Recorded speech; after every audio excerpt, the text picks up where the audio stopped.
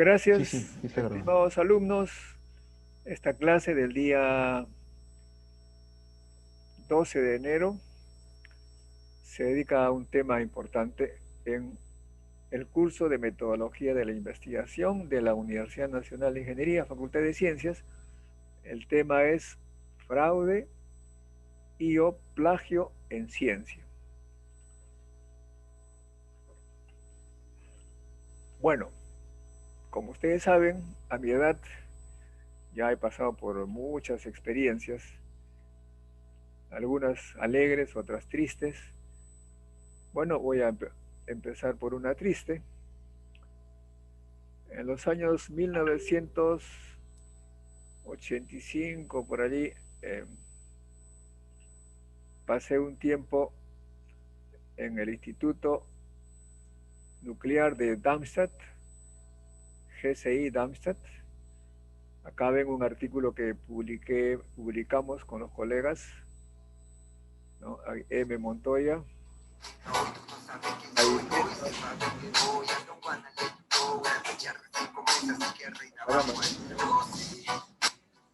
nos están poniendo música de fondo. No esperes nada, y el tiempo se mejor antes para el dolor. Abro, apaga tu Abro micro. tu micro. Están en fiesta. Bueno, este artículo, decaimiento del compuesto, del núcleo compuesto de oro 179 formado en la fusión fría de, de estos dos elementos. Y entre los autores está V. Ninov, Víctor Ninov, que ven ustedes acá, Víctor Ninov. Un joven amigo muy activo, muy trabajador, que de Alemania se fue a Estados Unidos. Y en Estados Unidos trabajó en un gran laboratorio nacional norteamericano. En esa época, en estos tiempos, en estos institutos se competía por producir elementos muy pesados. En este instituto se había producido en esa época el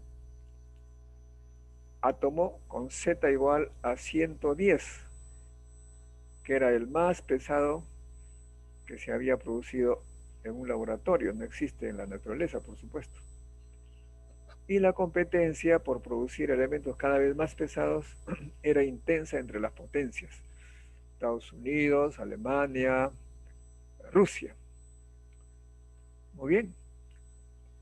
Entonces Víctor Nidov, que trabajó en este laboratorio, se fue a Estados Unidos con esa experiencia y allá él publicó un artículo en el que señalaba que en el laboratorio nacional Lawrence de Berkeley, donde había yo también pasado un tiempo, había creado los elementos 118, 116.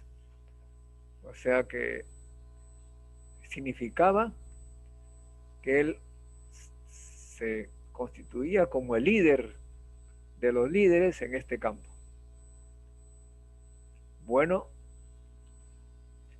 la competencia, porque esto es como en la política, los rusos demostraron que Víctor Ninov no había producido nada, sino que había falseado, puesto datos no obtenidos, y al contrario, este grupo ruso lo produjo experimentalmente allá en Dubna, el laboratorio ruso. Como acá señala, Nilom se formó en el Instituto de Darmstadt que les hablaba, Gesellschaft für Verionenforschung, y ahí había producido 110, 111, 112, y entonces ahora anunciaba 118, pero los rusos mostraron que no había producido, que sus datos que señalaba no lo había obtenido, y los periódicos del mundo publicaron artículo como el que están ustedes viendo, ¿no? Experimento no reproducible, fraude. Muy triste, ¿no? Por eso es que en una de las clases les decía que la metodología, cuando uno escribe la metodología del experimento, tiene que ser preciso, bien detallado, porque si es que en otro lugar siguen al pie de la letra lo que ustedes están diciendo que han hecho y no encuentran el resultado que ustedes dicen que han encontrado, significa que ustedes están mintiendo, porque no puede ser que me digan, siguiendo estos pasos, obtengo tal cosa, yo sigo esos pasos y no encuentro esa cosa. Entonces, eso es considerado fraude. Ahora bien, para darle la duda a Ninov, es posible que lo haya obtenido en realidad, que sea real, pero no escribió bien la metodología que él usó, diciéndolo en términos criollos peruanos. Si ustedes me dicen que van a hacer una receta para un ceviche súper agradable y dan la receta al pie de la letra, tantos gramos de sal, tantos mililitros de limón, tanto de pescado, de tal tipo, de tal tamaño, todo con todo detalle. Y van a obtener un ceviche muy bueno. Y la gente sigue esa receta y obtiene un ceviche horrible, pésimo. Entonces a ustedes le están acusando de fraude. Esto es para los artículos científicos, pero también se da en cierta manera para las patentes.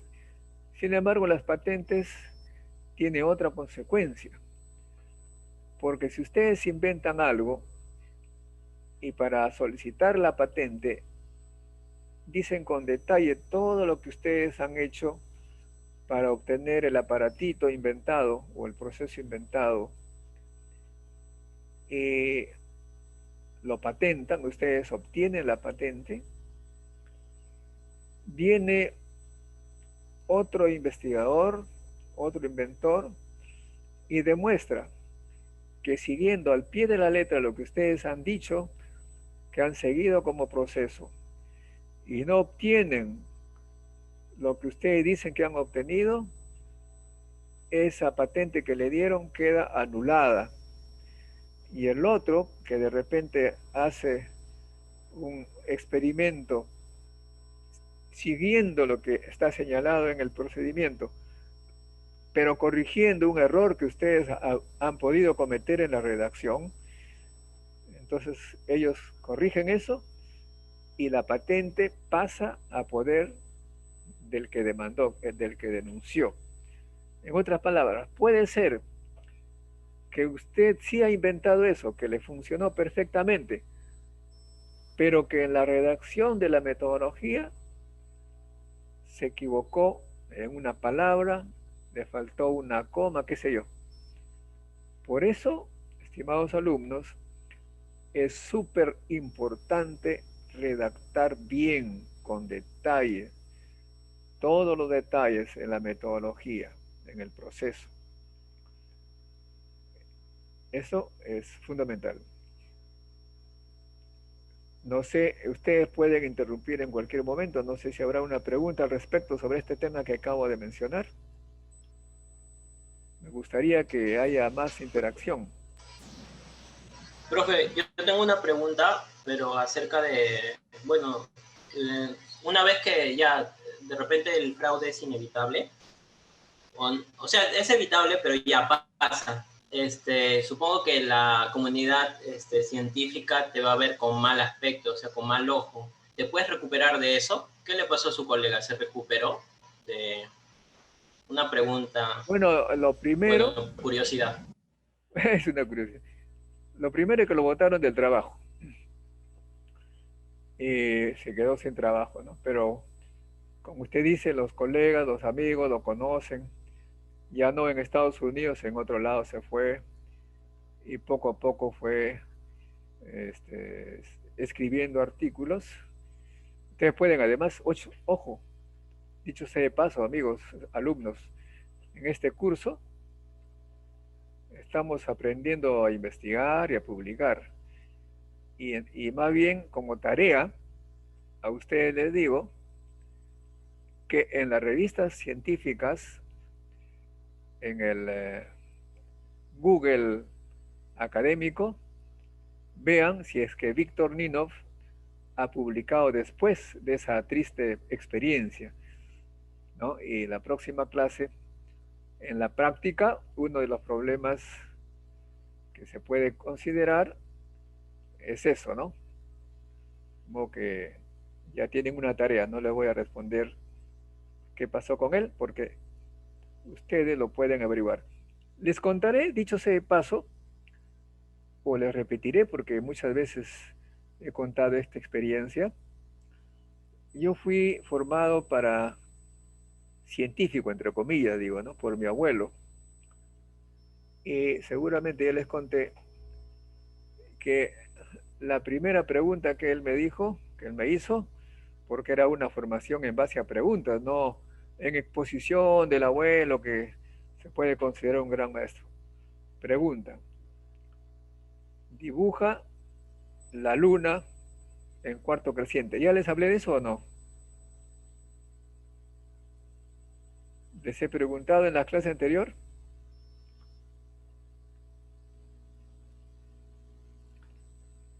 La respuesta sería no. Bueno, entonces yo dibujé la luna como se me ocurrió, una C vertical, y él me dijo, pero ¿de dónde has sacado esa luna? Y yo le dije, del libro, abuelito. No, lo que yo te pregunte, no respondas de lo que has leído, sino de lo que investigues, de la observación. ¿No es cierto? Eso es muy importante. Pues en este caso también, la pregunta que usted me hace lo pueden responder todos. Es una pregunta que se puede encontrar en la internet. Así que interesante su pregunta, que da lugar a una tarea. Otra pregunta.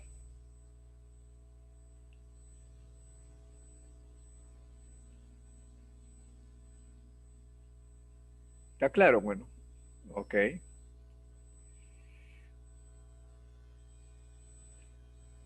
No fue el último caso que ocurrió en Corea del Sur. Un biólogo, Wang Woo-suk, él dijo que había conseguido clonar células madre embrionarias por primera vez.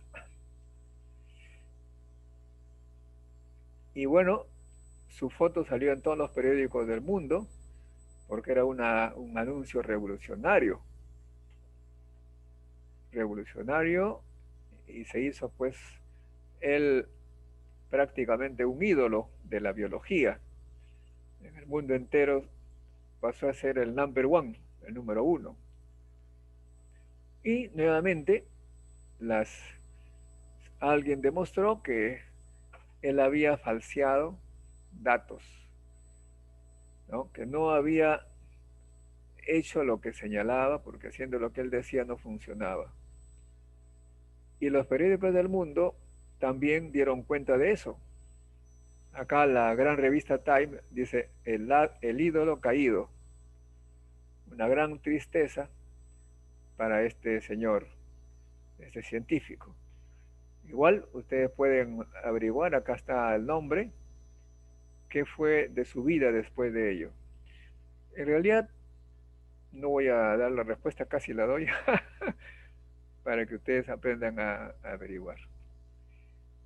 De modo que muy importante, repito, porque ustedes tienen que aprender a redactar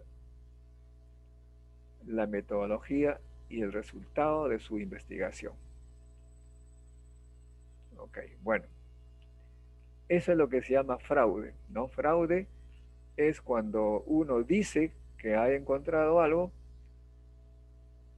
describe el procedimiento y otro puede demostrar que haciéndose de procedimiento no se encuentra lo que dijo. Puede que se haya equivocado en la redacción, pero así se llama. Son las normas de la investigación. Así como, bueno, hay varias otras cosas que se manejan por las normas, ¿no? Aquellos que hacen fraude en el mundo de la ciencia, pues son súper inteligentes. Acá Mario Bunge, filósofo argentino, filósofo de la ciencia, dice, un fraude científico no es un delito que pueda cometer cualquiera. Es una estafa perpetrada con pericia científica y a la vista de una comunidad científica. Para cometerla es necesario saber bastante, lo suficiente para engañar a quienes lo evalúan.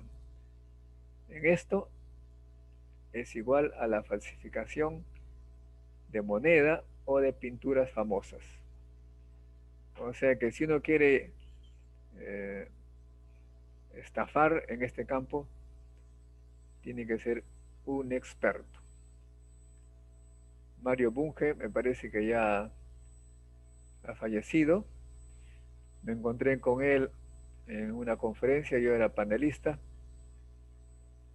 y también él me parece que dejó la física un poco y se dedicó a la filosofía, y me dijo, yo también soy físico nuclear, y en la conversación demostró que no sabía mucha física nuclear, o sea que generalmente cuando tú no sabes las cosas de la ciencia de manera profunda, prefieres irte a la filosofía, que como ustedes escucharon en una de las clases, los filósofos son como turistas, los científicos como exploradores.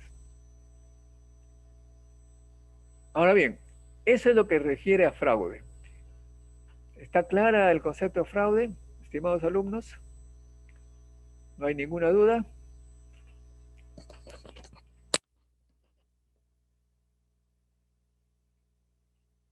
Sí, sí, está claro, profe. Profe, entonces un fraude, en resumen, sería todo aquello, bueno, en ciencia, todo aquello que no se pueda replicar.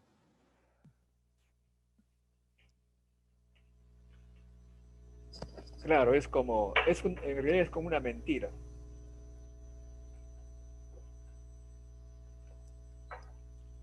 También, por ejemplo, en los términos comerciales, cuando te venden algo diciendo que tiene propiedades increíbles y no tienen, eso también es fraude, ¿no?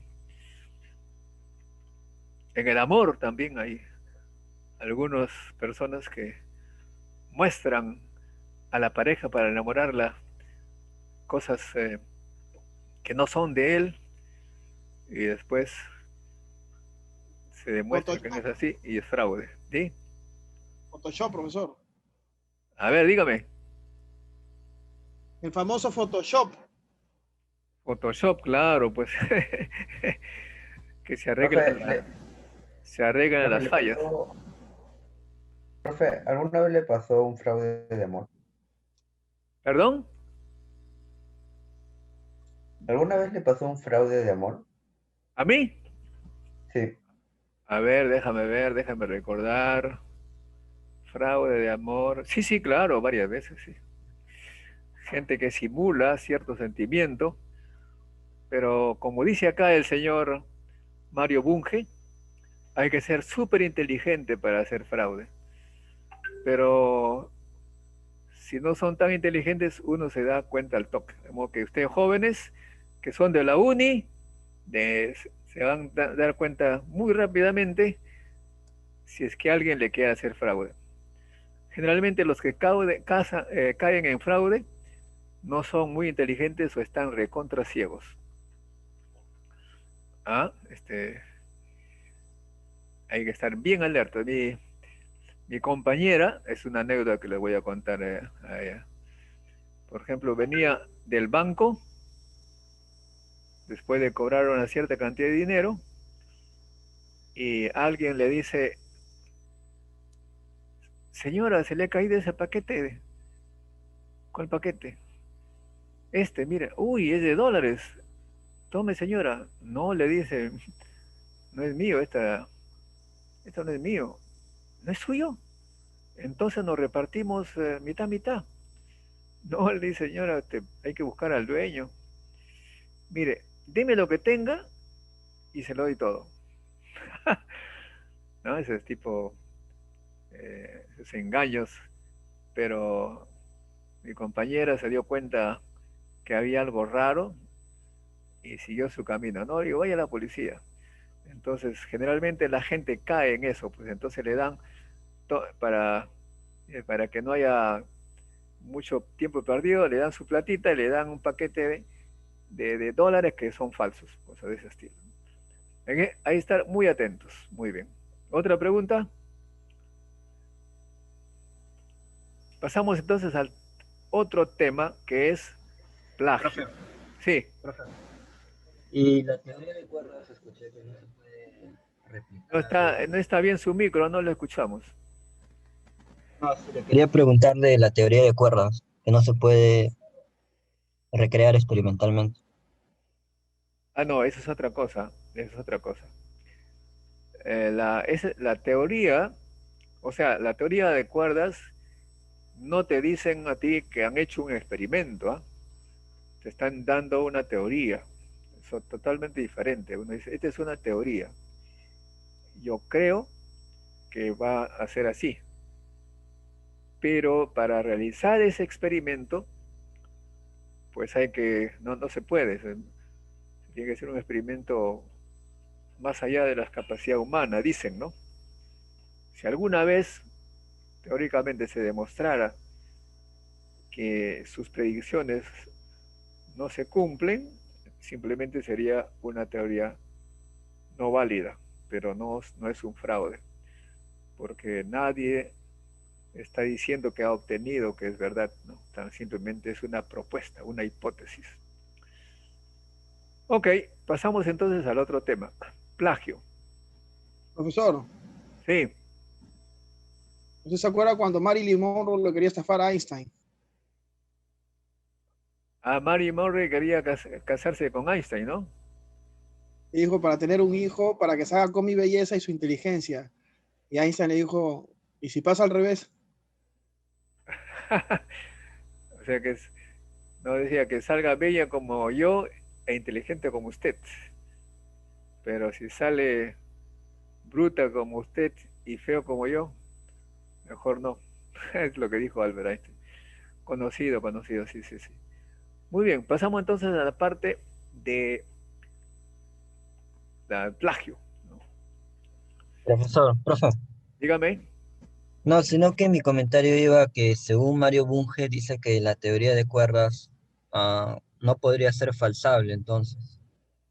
Claro, bueno, en ese sentido, o sea, Y como ya le ahí, dije la vez pasada, falsable es algo que se puede demostrar que es válida o verdadera.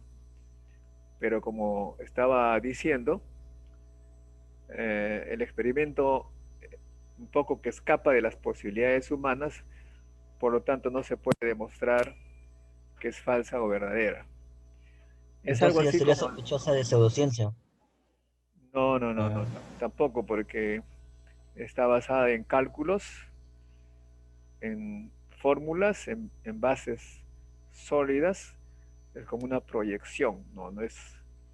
La pseudociencia es algo que no es racional, acá no, acá es racional, ¿no? Es toda una deducción muy metódica de las teorías anteriores. La pseudociencia es aquella que no te dicen nada, de nada, pero te dicen que las cosas son así, sin ningún razonamiento. La pseudociencia no acepta razonamientos, ¿no? Es totalmente diferente. En la ciencia hay teorías, hay modelos, y como lo dice Einstein, ¿no? En algún momento las teorías funcionan, pero de repente hay un experimento que muestra que en algo falla. Por lo tanto, esa teoría queda totalmente reemplazada por otra. En cambio, la pseudociencia no, la pseudociencia simplemente no se puede demostrar ni tiene ninguna consecuencia, salvo la económica, que da ganancias a los pseudocientíficos. Profesor, como lo de alfa y omega.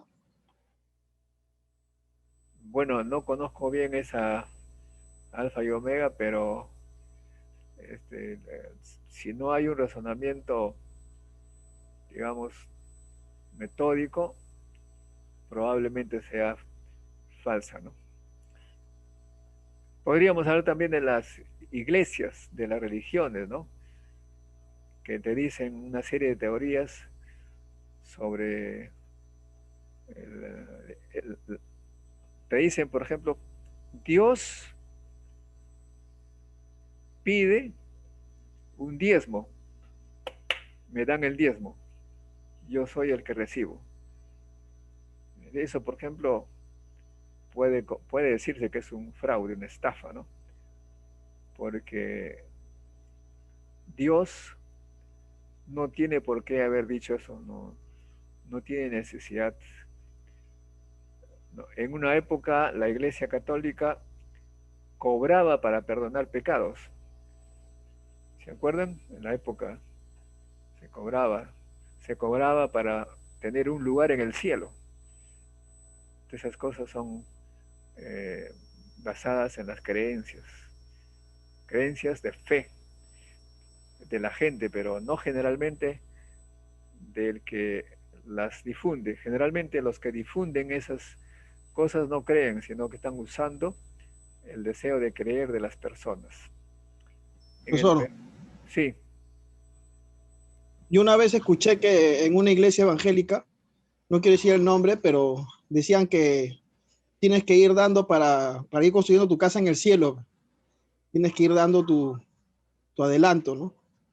Y así le pedían la plata a la gente porque dice que así como acá construyes tu casa con ladrillos, con cemento, allá en el cielo, ¿quién dice, profe?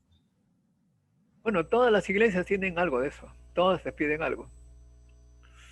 No hay ninguna que no te pida nada. Generalmente las iglesias son generadas por eso, ¿no? Para generar poder. El poder del Papa, por ejemplo, es tremendo, ¿no? Para mí, yo que soy creyente en Dios 100%, también creo que Él no le ha dado a nadie la autorización para crear ninguna iglesia. Él nos ha dado la inteligencia suficiente como para saber qué cosa es bueno y qué cosa es malo, cómo comportarnos. Con la famosa frase, ¿no? No quieres que te hagan a ti, no hagas a otros lo que no quieres que te hagan a ti. Ese chip que tenemos nosotros, suficiente para estar bien con Dios y con la naturaleza. No necesito que alguien me diga, ni tenga que ir a escucharlo, a darle diezmos, a darle la limosna para que vivan bien y me gasten mi comida, que es poca. De modo que Dios existe para mí, ¿eh? Pero no tiene a ningún representante en la tierra que nos esté diciendo cosas. Bueno, ok. Profesor, disculpe, Dígame. una consulta, profe. Usted que ha dicho que es creyente, ya, o bueno, también, ¿no? Más que nada es también para todas las religiones, ¿no? O sea, ¿usted cree que tal vez un científico, su capacidad de ser científico, digamos, esté limitada por creer, o digamos, en un ser supremo? Como por ejemplo, digamos, que está investigando algo, pero no logra la conclusión o no llega a la conclusión y diga, entonces es obra de Dios. ¿Cree usted que es digamos, una solución válida, digamos, a términos de científicamente hablando? Muy buena pregunta, muy buena pregunta. Mire, el ser humano puede ser creyente 100%, pero, ojo, muy importante esto, ¿no? Decir, Dios, el que cree en Dios significa, en cierta manera, aproximadamente, que cree que es una obra, todo el universo es una obra divina, de un ser divino, un ser superior a todos, lo máximo. Pero es como un padre que ha hecho el mundo, ¿no? Pero si lo ha hecho de alguna forma, el científico lo que busca es comprender cómo él ha hecho su obra. Es como un niño, hijo de un carpintero, que cuando ve a su papá hacer muebles, hacer sillas, mesas, se preocupa y dice, ¿cómo hace mi papá esas mesitas? A ver, ¿cómo hace? E investiga, ¿no? O el hijo de un pintor, va, ¿cómo hace mi padre para hacer su pintura? ¿Qué cosas ha mezclado? Voy a ver. Entonces el científico que cree, porque no todos creen, trata de buscar cómo es que la naturaleza ha sido hecha. Pero no debe para nada acudir al argumento que usted señala, ¿no? Como no comprendo, es obra de Dios. No, al contrario, tienes que comprender. Dios nos ha dado todo para comprender lo malo y lo bueno y comprender la naturaleza. El que se queda allí, en que Dios, no, eso no. Por eso mi abuelo decía que los científicos son los hijos preferidos de Dios, porque ellos se preocupan por comprender cómo el Padre ha hecho su obra. ¿Se dan cuenta? Entonces eso es muy importante. Cuando los españoles vinieron al Perú, los peruanos que estaban acá, los incas y preincas, eran científicos y los españoles eran fanáticos. Porque acá en este contexto, en este territorio, cuando alguien se enfermaba, salvo excepciones, por supuesto, por todo lo hay excepciones, las personas iban a buscar la hierba, la planta, es como ir a la farmacia natural, porque sabían que para cada enfermedad podía encontrarse una curación en la naturaleza. De ahí viene la medicina tradicional que le llaman. En esa misma época, los españoles que caían enfermos iban a traer al cura, como si que el cura lo iba a mejorar, ¿no? En Europa quemaban a las personas que querían buscar algo en el cuerpo. Acá se hacía trepanaciones, pero si en Europa alguien tocaba a un cuerpo para hacerle una cortadura, un corte o lo que fuera, lo quemaban vivo, porque según ellos Dios había prohibido jugar con el cuerpo. ¿Me da cuenta? Entonces, es por eso que acá, por ejemplo, se descubrió la quinina para las enfermedades, la malaria, etcétera, porque los incas y los preincas eran científicos, pero los españoles no comprendían ese tema porque no estaba, eran muy limitados. Ellos cuando vinieron acá, por ejemplo, dijeron, el dios de los incas es el sol. Caray, esa es una, seguramente que ustedes también están convencidos de ello porque les han dicho muchas veces en la historia, ¿no? Entonces, en realidad no, pues, el dios para los incas y los preincas era el padre. El padre no es Dios, el padre es el padre, al que se le respeta, se le estudia, se le estudia, como los incas y los preincas sabían el ciclo del sol, el día del sol y todas las cosas que conocían. Un Dios no tiene un comportamiento predecible, ¿no? Era el padre. Yo puedo saber en qué momento mi padre se va a enojar porque lo conozco. Y luego sabían que la madre era la tierra, la Pachamama. No era la diosa tierra, era Pachamama, el Taita Inti. ¿Y por qué el padre y la madre? Porque ellos comprendían perfectamente que la energía que nos permitía vivir venía del sol. Y la energía para las plantas venía del sol. Y la semilla que estaba en la tierra germinaba con la lluvia. Y la relación, digamos así, sexual entre el padre y la madre se daba precisamente en las lluvias. Sin lluvia, sin esa tremenda relación entre el padre y la madre, no habría vida. Todo eso lo sabían. Pero los españoles, que son los más grandes fraudulentos, digamos, los estafadores de la historia en el Perú, nos trajeron mucho cuento que desafortunadamente hasta ahora no nos podemos liberar completamente. Nosotros en una buena cantidad de gente somos mestizos, tenemos gen español, genes indios, han habido muchas mezclas, pero ello no nos debe dejar de condenar el comportamiento cultural. No estamos acá diciendo nada contra los españoles, sino por esa cultura de destrucción de una civilización, ¿no? Eso es muy importante, de modo que acá también podemos decir que todo lo que nos decían los españoles ha sido un fraude, que no es verdad, y que nosotros por cuestiones militares, etcétera, prácticamente nos sometieron a esa idea. Hay tantos fraudes, estimados alumnos, que deberían ustedes pensar, porque yo sé de conocimiento que nos ha hecho mucho daño, es increíble.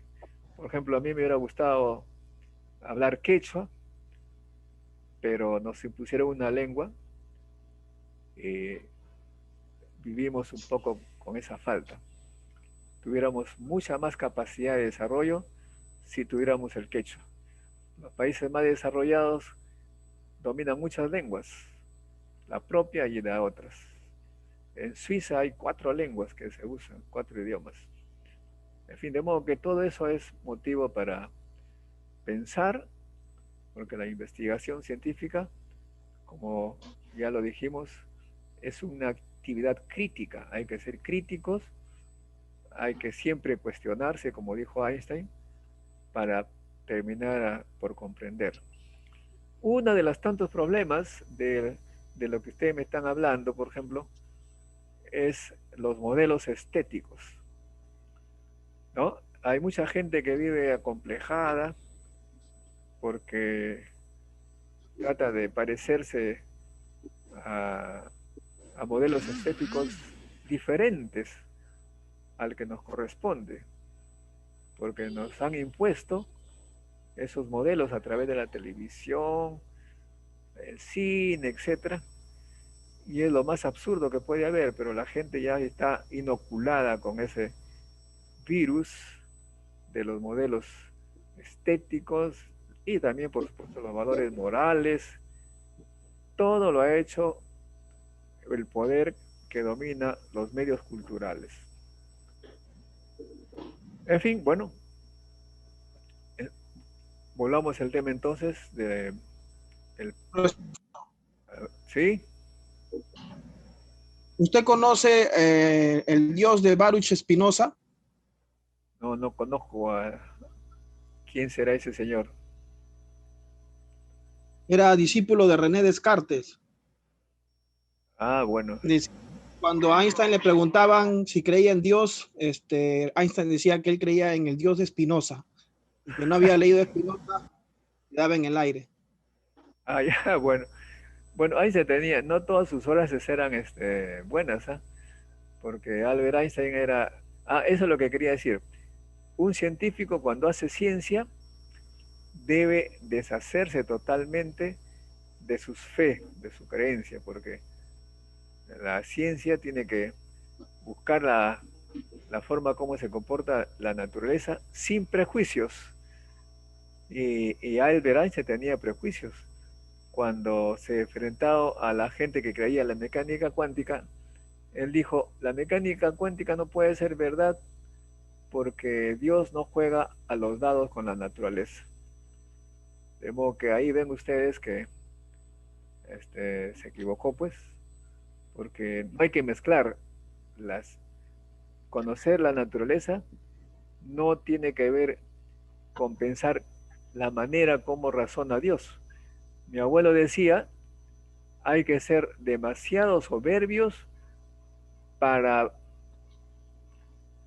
siquiera imaginar lo que quiere Dios. Somos tan diminutos que eso de decir Dios hace así, asá, no. Eso, y Einstein se equivocó ahí, pues. ¿Cómo es eso que Dios no juega a los dados? ¿Por qué de repente juega la timba y tantas cosas? Uno no sabe. No podemos adivinar. Ok, entonces ahora sí pasamos a la parte plagio. ¿Qué cosa es un plagio? Plagio es cuando uno copia de un artículo, de un libro, de un documento,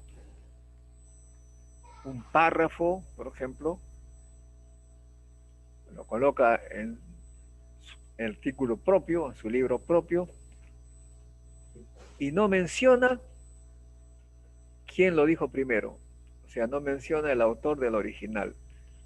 Eso es plagio. Acá en Perú se ha denunciado a varias personas que han hecho plagio, ¿no? Pero bueno, acá no sucede muchas cosas, ¿no? Pero en países desarrollados, aquí tenemos Acuña. bueno, hay varios, ¿no? Bueno, en países desarrollados, si se demuestra que alguien ha hecho un plagio, al pobre le va muy mal. Por ejemplo, acá tenemos al presidente, nada menos que el presidente de Hungría tuvo que renunciar porque descubrieron que en su tesis doctoral había una copia. Imagínense, un presidente. En Alemania, que es un país súper estricto, ¿no? La ministra de Educación alemana pierde su título de doctora por plagio. Annette Schavan es la segunda ministra despojada de su título tras el de defensa. O sea que en países donde la ciencia es muy valorada, el plagio es tremendo. Ahora bien, aquí también hay que tener cuidado porque a veces los plagios no se hacen digamos, de manera premeditada, a veces simplemente se equivocan, pues no ponen, pero por error se olvidan de poner. En una tesis lo que vale es lo que tú investigas, ¿no? Ya ustedes saben que en la redacción, en primer lugar se pone la introducción. En la introducción se coloca, dice, yo voy a hacer tal cosa. Y lo voy a hacer porque es muy importante. Los anteriores autores han avanzado hasta aquí en este tema. Yo voy a avanzar un pasito más. Por ejemplo, tal persona avanzó hasta tal punto. Tal otra persona, Juan Pérez, llegó a demostrar esto. Y así sucesivamente. Y yo voy a avanzar un poco, les voy a mostrar tal cosa. Bueno, pero si uno dice, por ejemplo, se sabe que, y pone toda una frase, que la pintura roja viene de la mezcla de tales metales, ¿no? Yo voy a hacer que una pintura roja, pero con otro elemento, y se olvida de poner quién había mostrado que la pintura roja venía de tales metales, ya está haciendo plagio, porque está diciendo de algo que no menciona quién lo hizo. A veces nosotros mismos nos equivocamos por, por tonterías, por así decirlo. Por ejemplo, cuando ustedes, ¿cuántas veces ponen, como estudiantes, ponen como E es igual a mc cuadrado, ¿no? Entonces yo deduzco tal cosa. En un artículo científico, eso automáticamente es plagio, porque no han puesto allí la referencia del artículo en que Albert Einstein anunció esa fórmula o presentó esa fórmula. No se puede decir E igual a mc cuadrado y nada más, tienen que decir E igual a mc cuadrado, corchete 1 y 1 abajo, Albert Einstein, tal año, tal revista, etc. Si no es plagio, o sea que a veces uno se equivoca, piensa que ¿por qué eso lo sabe todo el mundo? No, pues tiene que decirse el autor, Profesor, ¿sí? ¿y qué tan específico deberíamos ser? Porque algunos temas ya se consideran como conocimiento básico, o vamos a estar explicando cada expresión de quién o de dónde se obtuvo. Claro, hay que hacerlo así, pues. Todo lo que está publicado en revistas científicas hay que colocar allí la referencia, ¿no? E igual a mc cuadrado, ya está publicado, tiene un número, etcétera, está en la internet.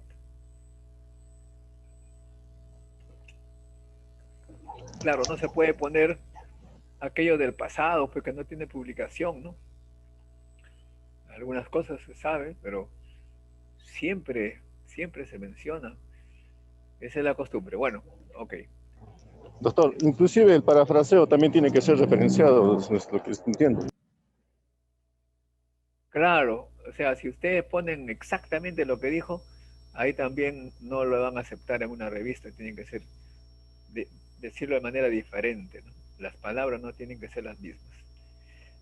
Dijo, Albert Einstein mostró tal cosa, número, pues, ¿no? Pero demostró no se puede utilizar las mismas palabras que Albert Einstein. Claro, Albert habla así en inglés, ¿no? Pero de todas maneras no se puede poner exactamente lo que él había escrito, porque hay un porcentaje, dependiendo de la revista, qué porcentaje de palabras, pues, de frases pueden ser las mismas. Y ahora cuando ustedes cuando envían un artículo a una revista, hay pues software que le dicen, oiga, su documento no puede ser aceptado porque tiene más del 20% de frases idénticas, ¿no? Aun cuando usted ha mencionado la referencia, tengo que hay que tener ahí cuidado, ¿no? E incluso a mí me ha pasado, por ejemplo, que me rechazan un artículo porque usé frases de un artículo mío anterior, o sea que ni siquiera uno se puede plagiar a sí mismo, no puede decir lo mismo anteriormente. O sea, yo avancé hasta un punto determinado de una investigación. En el segundo artículo mencioné que yo había avanzado pero usé las mismas palabras prácticamente de lo que escribí la primera vez, tampoco funciona. Tiene que haber un esfuerzo de parafraseo diferente. De modo Profesor, que, menciona ¿sí? que el plagio también es en diferentes idiomas, es decir, si traduzco algo del inglés, del ruso, también se considera plagio. El software lo detecta también como plagio. No, ahí es más difícil, pues, porque no, como no son las mismas palabras, pero tiene que poner su fuente, ¿no? En la referencia. La referencia, ¿quién lo dijo?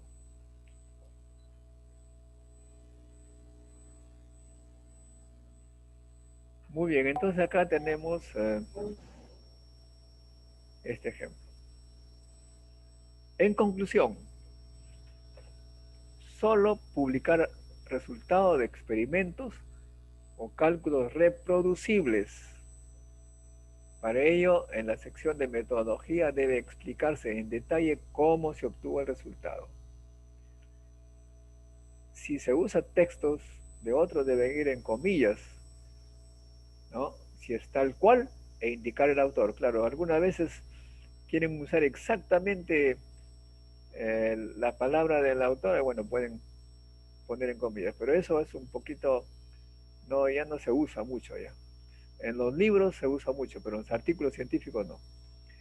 Si se interpreta lo que escribió otro, debe ir la referencia, cuidando que la interpretación no cambie el sentido de la idea original. O sea, ustedes pueden parafrasear una idea, pero no puede cambiar el sentido de la idea.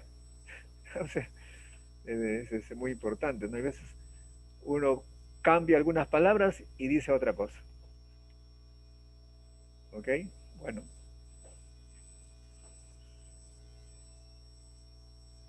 Ese es el tema de hoy, amigos,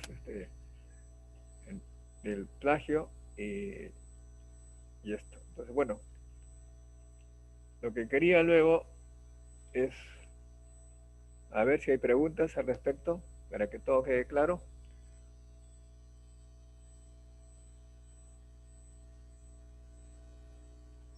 Profesor, una pregunta, y ese tipo de errores como el que mencionó, por ejemplo, de un ejemplo de que se mencione una fórmula de Albert Einstein y no se lee la mención, por así decirlo, ¿eso amerita que te quiten tu título? ¿O que te quiten el...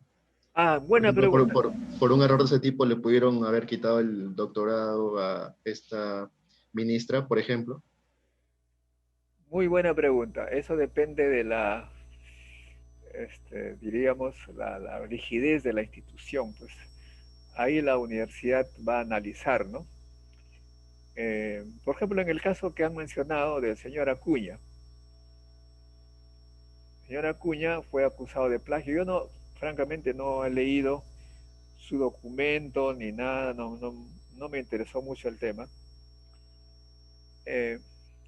Lo acusaron de haber plagiado a un autor español, ¿no es cierto? ¿Alguien sabe eso? ¿Se acuerda o no? Sí, sí, profe. Bueno, ok. Entonces,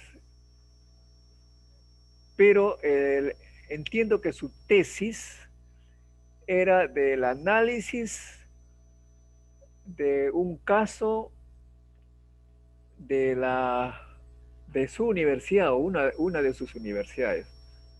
O sea que el experimento que había hecho sobre educación, le repito, por si acaso, estoy más o menos, sé que fue un experimento educativo en su universidad.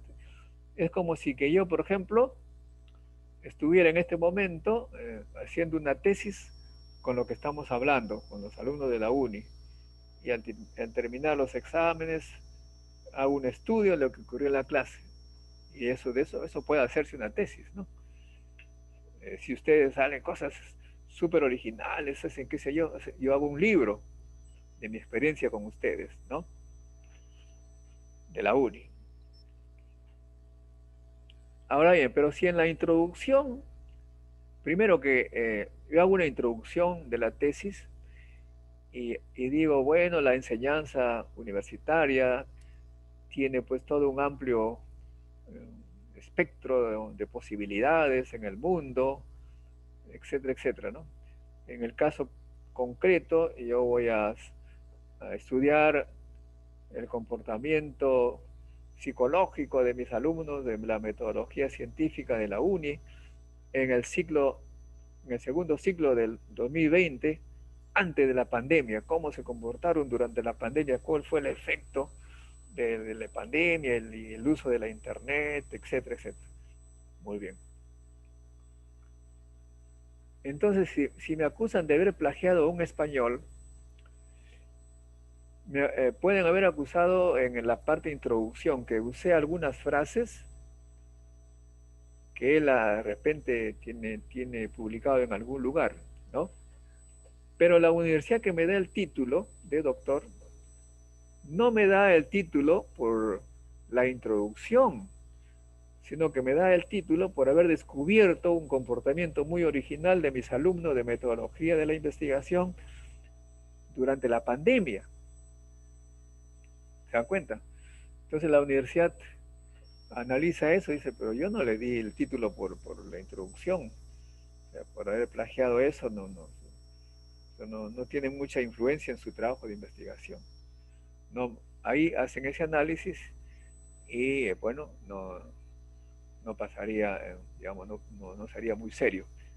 Lo serio sería que yo diga lo que he obtenido acá con ustedes, estudiando el caso del curso, y estoy usando exactamente los mismos resultados que se pudo haber obtenido en España en un curso. O sea, uso el mismo modelo y llego casi a las mismas conclusiones y uso las mismas frases para decir las conclusiones, ¿no? Los resultados.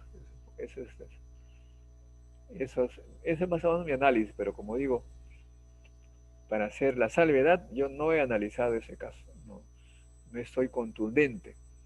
Eso también podría ser un motivo de estudio de ustedes para ver qué pasó, cómo es que no le han quitado su título, dónde plagió, eso ya sería ustedes lo que investiguen. No, yo solamente estoy haciendo unas reflexiones un poco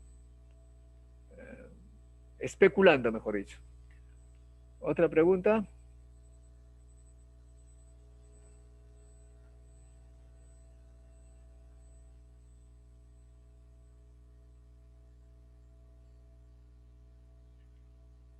Muy bien, entonces ahora quisiera decirles que en este mundo de la ciencia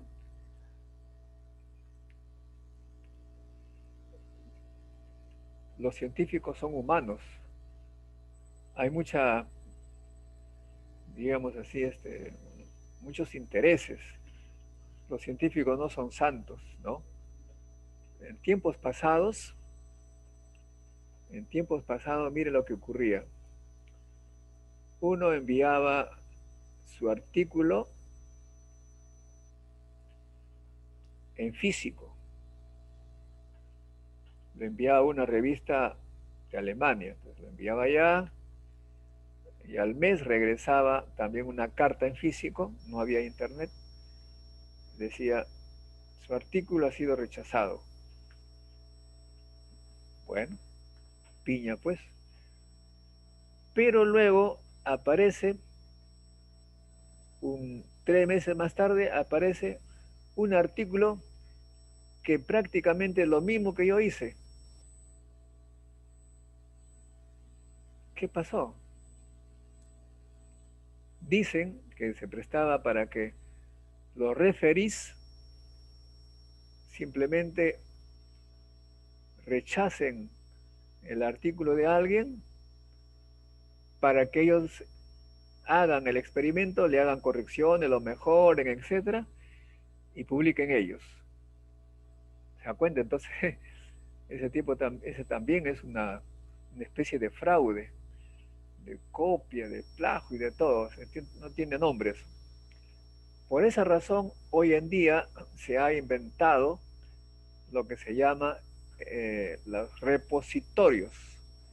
Los repositorios. ¿Qué es un repositorio? Pues en las bibliotecas están las tesis de los estudiantes, ¿no? Y además ahora está en la internet. Y hay algunas universidades que reciben artículos de cualquier parte del mundo solamente para colocarlos allí. No son revistas científicas, sino son repositorios. Y uno los coloca allí para que todo el mundo los vea, lo vea el artículo, y envía al mismo tiempo su artículo a una revista al que se quiere publicar.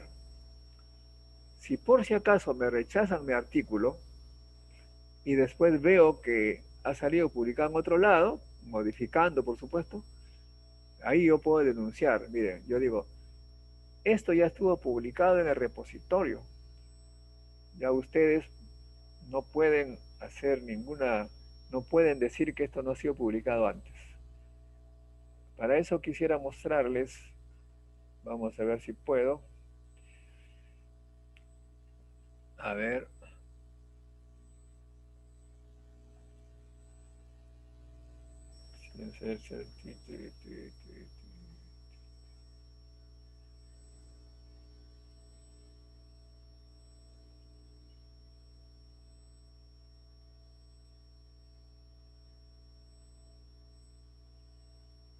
Ya, les voy a compartir mi pantalla acá.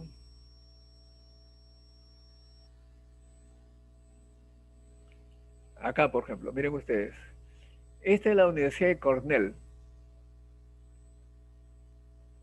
Es un repositorio. Si usted envía una revista y al mismo tiempo lo coloca acá. Por ejemplo, voy a mostrarles si tengo algún artículo. Ya he enviado algunos acá. Acá, por ejemplo, ustedes ven.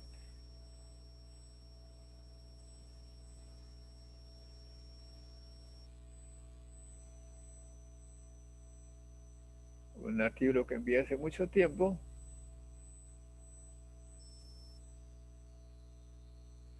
Y el PDF está acá.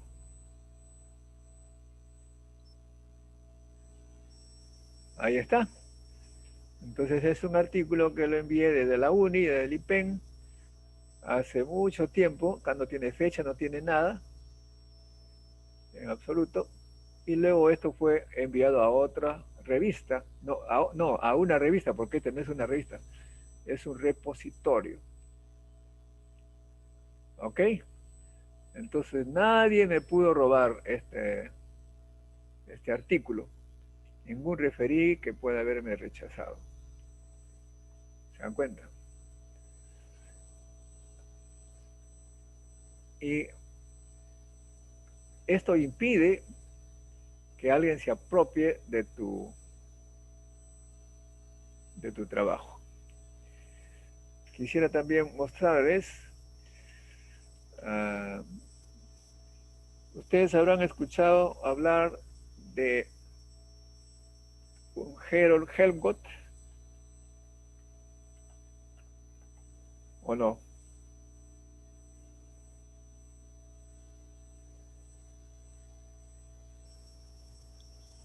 Es un matemático, creo.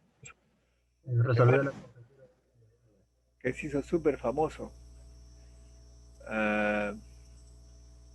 Él, por ejemplo, no publicó en una revista, sino aquí está en el Archive Matemáticas.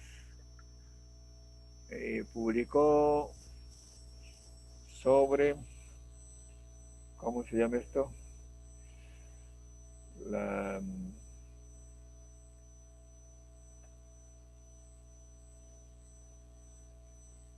Con esto se hizo famoso. O sea, que se hizo famoso en el mundo, es un gran científico, ahora es considerado uno de los mayores científicos del mundo, y no publicó en una revista, y por temor a que le robaran su idea, lo hizo en este repositorio. Este repositorio publica artículos que no necesariamente son súper analizados, le dan una mirada, ya lo publican. Claro, no publican cualquier cosa, pues, pero más o menos, digamos que no son tan rígidos como las revistas. No se considera artículo, pero sí es referenciado, para evitar las copias, el plagio, que no se pueda denunciar. Así es, entonces ahí estamos. Y por supuesto, como la Universidad de Cornell es famosa, ya se tiene, digamos, un cierto respeto, la gente puede hacer referencia a los trabajos que hay en la revista Archive. La UNI tiene su repositorio de sus tesis, ¿no? Pero no de artículos. Pero también podría servir si es que alguien se copia lo que está publicado en una tesis, ya se puede demostrar allí quién fue el primero que dio la idea o que descubrió la situación. situación.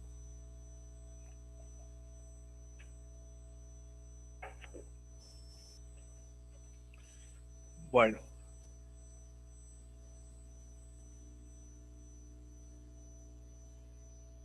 Profesor. Hay archivo en física, hay en matemáticas, en varios. Ustedes como estudiantes, para comenzar, podrían enviar también alguna cosa aquí.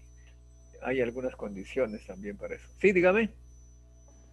Mi primera pregunta era si solamente es uno el que existe o hay bastantes, como dice que hay repositorios. Se puede también, cuando uno va a investigar, se dice que se haga una previa investigación de si ya se ha trabajado en eso antes.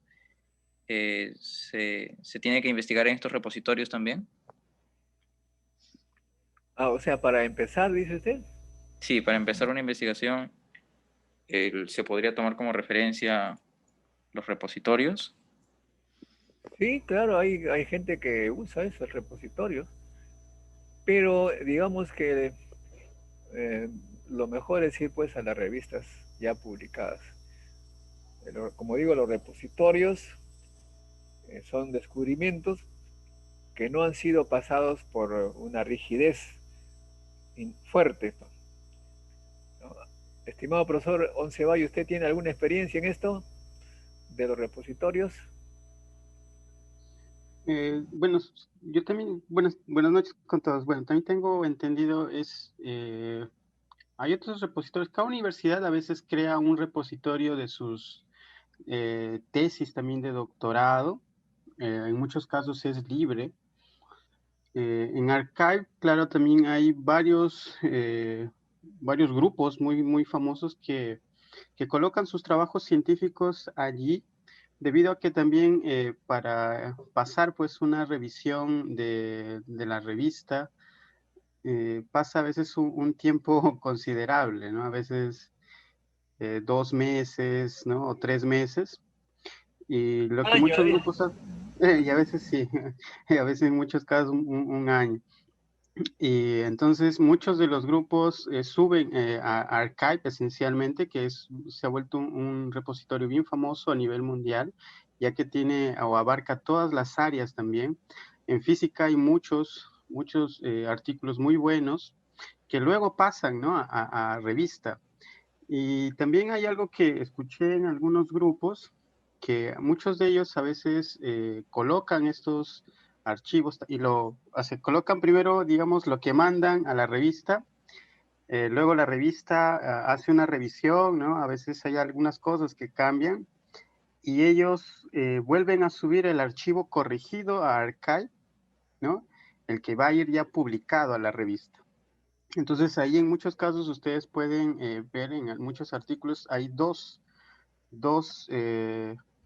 archivos. Uno que posiblemente lo envió al inicio y el otro que ya es el artículo final, ¿no? Con algunas correcciones. Y comparando, pues ustedes pueden ver que en efecto no es completamente igual, hay algunas cosas que se modifican.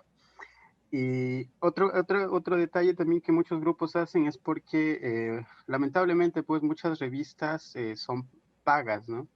Se tiene que pagar y la universidad tiene que pues desembolsar un dinero considerable para acceder a diversas revistas.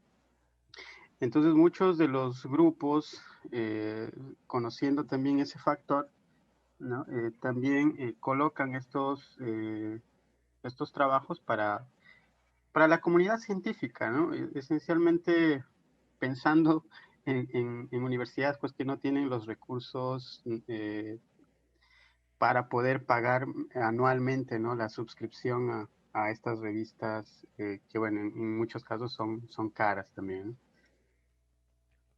Sí, efectivamente es interesante lo que dice el profesor Oncevay, porque en lugar de pagar $40 para tener la copia de un artículo, busco de repente ese mismo artículo y ya lo publicó en Archive. Claro, hay algunas revistas que no aceptan ese tipo de cosas porque al autor le dicen que no pueden, dan lo que le llaman la propiedad a la revista totalmente, así que no pueden ponerlo en otro sitio. ¿Ves? Pero como ustedes también ya saben, ahora existe pues el famoso esta famosa revista rusa, ¿no? ¿Cómo se llama esta revista? Sci-Hub, que hackea casi todo. Ok.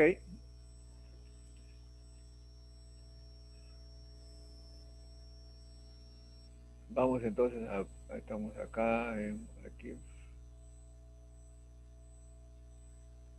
Donde quería mostrarles otro asunto.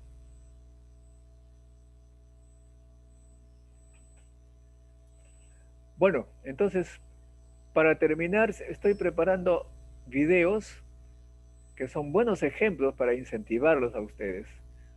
Voy a poner el caso ahora que hice la semana pasada de William Sabero, que es un científico de la UNI, ¿no? Vamos a ver si, como si acá, hay veces estas cosas no las domino bien. Share.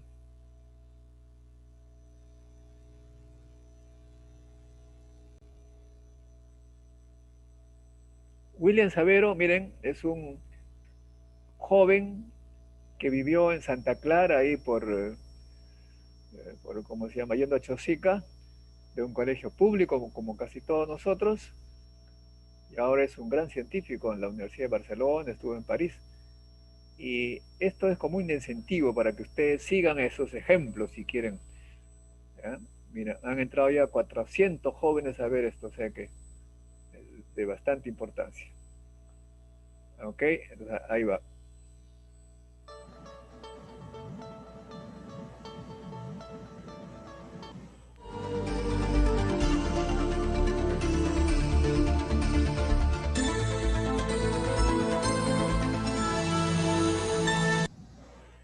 Pregunta, ¿han escuchado? Sí, profe. Escucha. A ver, voy a ver qué más.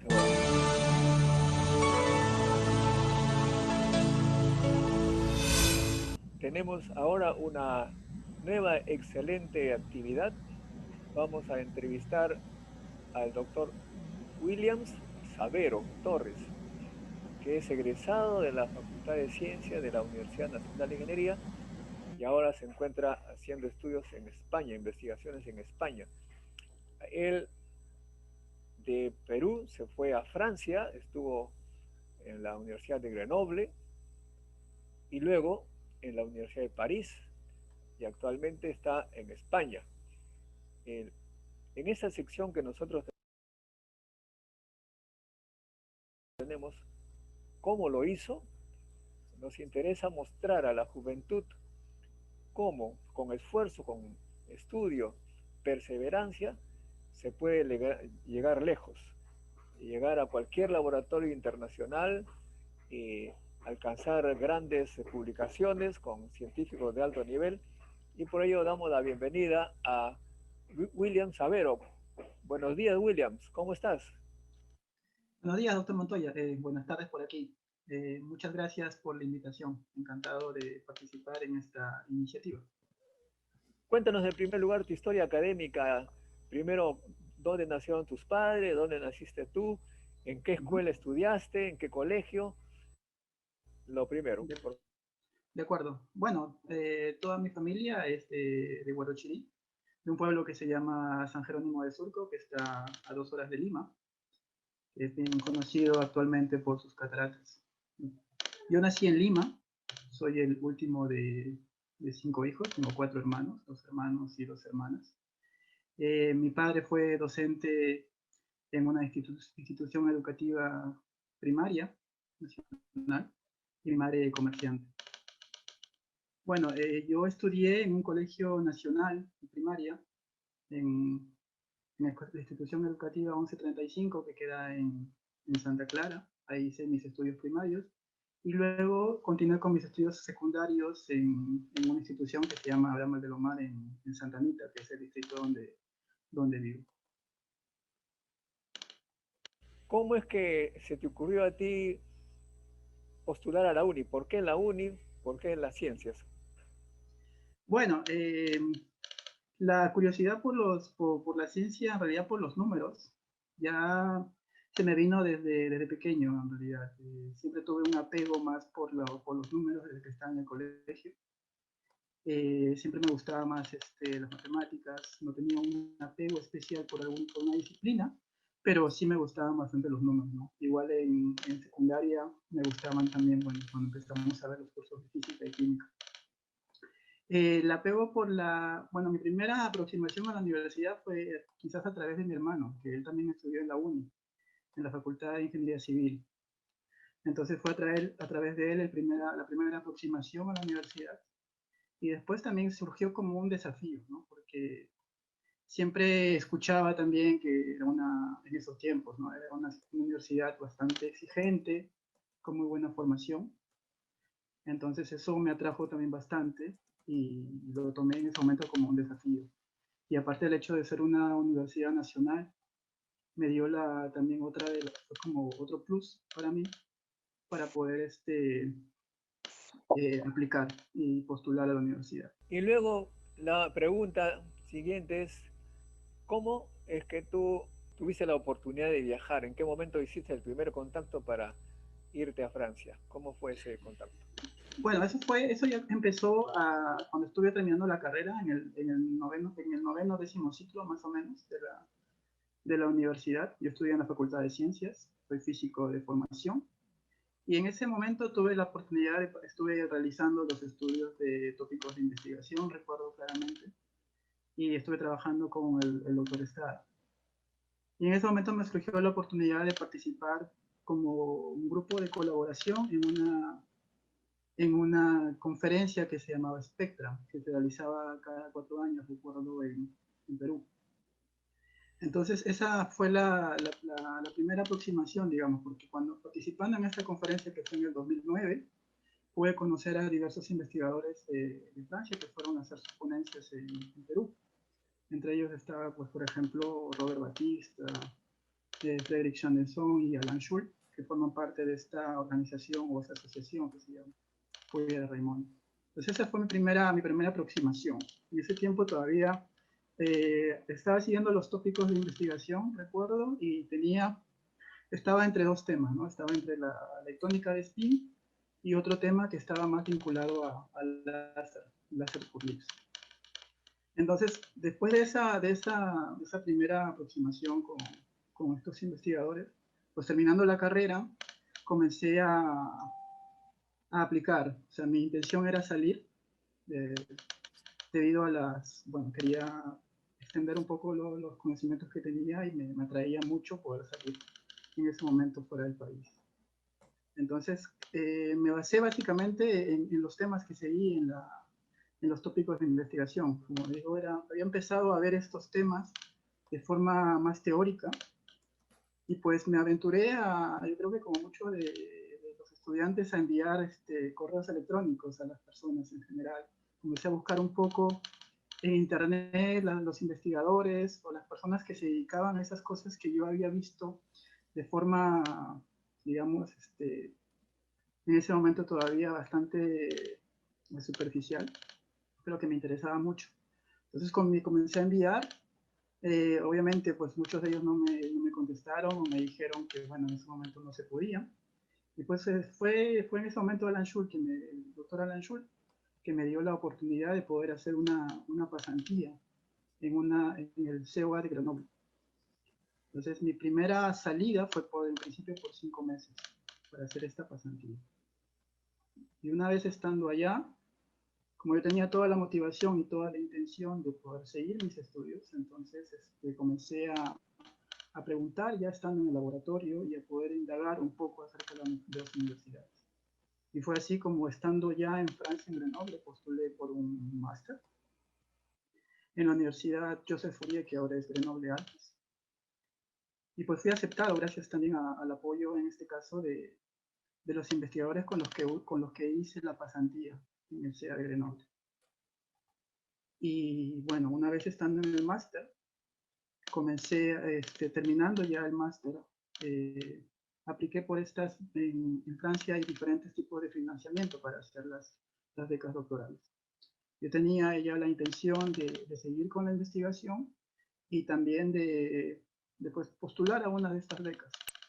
Y es así como, haciendo una segunda pasantía como parte del máster que estaba haciendo en esta universidad, postulo junto con el laboratorio a estas becas y bueno, la gano. ¿Estas becas eran de qué institución, perdón? Estas son otorgadas por el gobierno francés a través de la universidad. Son las bolsas NRT. Son otorgadas por el gobierno francés a través de las universidades. Entonces, yo apliqué por esta, que es un concurso general, en realidad. Todos los estudiantes que realizan un máster lo pueden hacer. Ahora, tú estudiaste en la Universidad de Orsay, donde también hice mi doctorado. ¿Qué te parece el ambiente en esa universidad? Sí, la verdad es que me gustó mucho también. En la Universidad de Orsay, terminando el doctorado, fui para allá a hacer un postdoctorado bastante corto, de 1 año. Y sí, bueno, es un ambiente diferente al que viví en Grenoble, bastante también, o sea, en el sentido de ser una ciudad diferente. Obviamente el nivel de investigación sigue siendo bastante alto. Me gustó mucho. Estuve ahí, no estuve exactamente en el campus de la universidad, estuve en un laboratorio que está un poco a las afueras del campus, que es un laboratorio que se llama Laboratorio de Física de Estado Sólido. Muy interesante también, pude expandir de una forma mis conocimientos e interactuar con otros investigadores. Bastante interesante. Y luego, ¿cómo es que lograste irte a España? ¿Dónde te encuentras actualmente? Cuéntanos. Sí, actualmente, bueno, terminando ese corto doctorado, me decidí continuar con la investigación y probar con una nueva oportunidad en el exterior.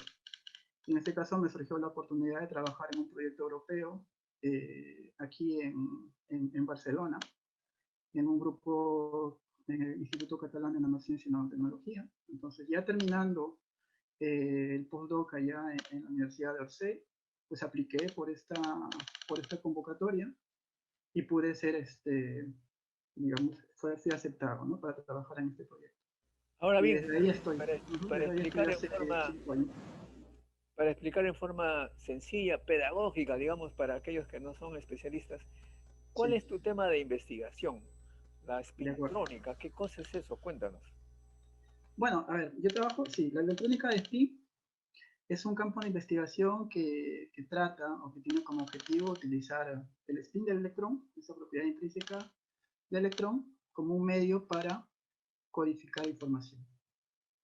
¿De acuerdo? Entonces, para eso es necesario, pues, para poder realizar este tipo de aplicaciones o estos desafíos, es necesario conocer el transporte eléctrico en nanoestructuras.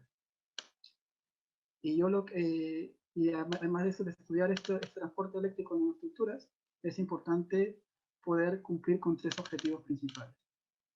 Por ejemplo, uno de ellos, necesitamos conseguir o buscar materiales que sean fuentes de corrientes de spin.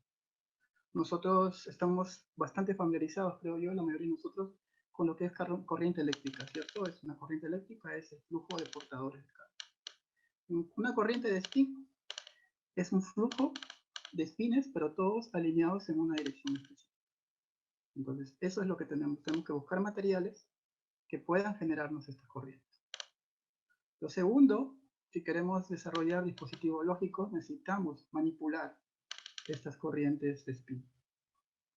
Y lo tercero que tenemos que hacer para poder desarrollar estos dispositivos, es necesitamos que esta información se pueda transmitir en dimensiones relativamente grandes, porque de nada nos sirve poder generarlas y manipularlas si inmediatamente desaparece. Entonces, esos son los 3 objetivos que se buscan dentro de este campo de investigación. Ahora bien, esto tiene mucho que ver con la industria y la tecnología avanzada. Es una competencia de las grandes empresas electrónicas en este tipo de investigación. Tu universidad donde trabajas, supongo, tiene relación también con estas empresas tecnológicas, ¿o no? Sí, bueno, nosotros nos dedicamos a la parte fundamental que es el entendimiento de del transporte eléctrico en este tipo de infraestructuras. Pero el objetivo del proyecto en el que estoy involucrado, por ejemplo, es justamente desarrollar este tipo de dispositivos o tratar de implementar dispositivos que puedan ser aplicados a la industria. Ese es el objetivo, digamos, general del proyecto en el que estoy involucrado. Y sí, dentro de este proyecto es un consorcio europeo en el cual están involucrados laboratorios de investigación, como estoy yo, por ejemplo, uno de ellos en España, y empresas también de microelectrónica que buscan desarrollar estos materiales y tratan de, utilizando ya las técnicas que se usan en la electrónica, digamos que ya convencional, poder implementar estas nuevas tecnologías para poder hacer dispositivos con mucho mayor funcionalidad. Ahora bien, estas investigaciones aparentemente son costosas por los equipos. ¿Tú crees que podría, aquí José Solís, que te está escuchando, que es ahí jefe del laboratorio de nanotecnología, podría, con los recursos que tiene la universidad, instalar un laboratorio similar al que tú tienes en España? ¿Cuánto se requeriría en plata? Uf. Sí, realmente la inversión que necesitaríamos es bastante grande. O sea, estamos hablando de millones de euros que, por ejemplo, es un proyecto europeo. Entonces hay muchos países que colaboran para que este proyecto se lleve a cabo. ¿No? Es un financiamiento bastante grande. Yo creo que, claro, o sea, implementar este tipo de tecnología, digamos, es bastante complicado hacerlo en Perú. Requeriría de mucho financiamiento. Y sobre todo, más que los materiales que usamos, yo creo que también los equipos, ¿no? Los equipos son bastante costosos y aparte se requieren, pues, ambientes también para poder, que se conocen, por ejemplo, como sala blanca, ¿no? Ambientes con una atmósfera bastante controlada y bastante limpia, digamos así, porque estos materiales, al ser bidimensionales, o sea, de un espesor de un atómico, una capa atómica, pues reaccionan muy fácilmente con el ambiente. Entonces necesitamos tener, por ejemplo, ambientes controlados para poder realizar este tipo de dispositivos en algunos casos. Pero se podría hacer una colaboración, digamos, pensando, diríamos, en la interpretación teórica, simulaciones, exacto. Eso sí se podría hacer. Sí, en colaboración con la Universidad de Barcelona, los físicos y los computacionales, digamos, de la UNI sí lo podrían hacer, ¿no? Por supuesto, por supuesto. Definitivamente quizás no se podría fabricar directamente los dispositivos allá, pero se podría entablar un tipo de colaboración, ¿no? Yo creo que, por ejemplo, algunas medidas quizás no sean posibles hacerlas aún, pero hay equipos en la universidad, en la Facultad de Ciencias en particular, que se podrían quizás utilizar para hacer un tipo de medición específica, o como dice también, de la parte teórica, ayudar en la parte de simulación, otra vez de la comprensión, ¿no? Porque también usamos bastante. O sea, si bien es cierto, yo he explicado esto desde un punto de vista aplicativo, hay mucha física interesante detrás que requiere de modelos y de física fundamental para poder entender. Ahora, una pregunta que se hace al final de esas entrevistas es, ¿cuál sería tu consejo para la juventud de la UNI y de las universidades del Perú en general, los jóvenes sobre todo, que están terminando su carrera? ¿Cuál sería el consejo que le darías para arrancar, digamos, esta carrera similar a la tuya, viajar al extranjero y competir con grandes científicos? Bueno, yo creo que sobre todo que sigan lo que les gusta, que investiguen mucho, o sea, investiguen en el sentido de que pregunten, si hay algo que les interesa, que no se queden. Yo recuerdo que a veces, por ejemplo, en ese tiempo, yo salí de Perú hace 10 años aproximadamente, y algunas informaciones quizás no las tenía, ¿no? Pero siempre estaba ahí preguntando, y fue así que poco a poco se fueron dando las opciones. Y algo que yo también noté mucho cuando salí es que esa inquietud, esa motivación, es muy bien vista por los investigadores de afuera, en todo caso en los laboratorios donde yo estuve. Entonces eso me ayudó. Yo les diría que mantengan esa motivación, que pregunten, que estén ahí, y eso realmente les va a ayudar. Esa motivación para hacer las cosas les va a ayudar para que las cosas poco a poco se vayan abriendo las opciones y puedan alcanzar sus objetivos. Muy bien, ahora, el tema final. ¿Has tomado contacto con el Perú para eventualmente regresar? ¿Tus intenciones son de regresar? ¿O hay dificultades? ¿Lo ves difícil? ¿Cuáles son tus perspectivas en tu vida como profesional de éxito? Bueno, contacto con la universidad. Lo pueden ver en forma completa en cienciaperú.tv, ahí está, buscan su nombre, encuentran la charla. ¿Les interesó el tema o no?